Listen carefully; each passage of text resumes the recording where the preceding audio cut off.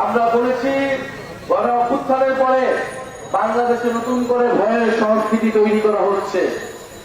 বাংলাদেশে আমরা বলেছিলাম একটি গণতান্ত্রিক ভাবে সম্প্রীতি এবং সংহতির বাংলাদেশ গড়ে তুলব। যদি আপনার মত প্রকাশের অধিকার থাকে, আপনার মতের বিরুদ্ধে গেলেও আপনি সেটা গণতান্ত্রিক ভাবে প্রকাশ করবেন। কিন্তু আমরা আজকে দেখছি অগণতান্ত্রিক ভাবে একটা রাজনৈতিক দলের কর্মসূচিতে বাধা প্রদানের চেষ্টা করা হচ্ছে। আমরা এটার নিন্দা জানিয়ে রাখলাম। আমরা জানি জনগণ যে অগণতন্ত্রের বিরুদ্ধে, যে স্বৈরতন্ত্রের বিরুদ্ধে এবং মত প্রকাশের স্বাধীনতার পক্ষে গণ অভ্যুত্থানে করে নেমেছিল, ইনশাল্লাহ সামনের দিনে যদি ভয়ের সংস্কৃতি কেউ তৈরি করতে চায়, জনগণ আবারও রাজপথে নামবে। সর্বোপরি আমরা বলতে চাই, বান্দরবনে আমরা কোন জাতি পরিচয়ের ভিত্তিতে নিপীড়ন কিংবা বিভাজন মেনে দেব না। বান্দরবনের প্রত্যেকটা মানুষের ঘরে ঘরে আমরা যে ইনসাফের উন্নয়ন, সেই উন্নয়ন পৌঁছে দিতে চাই।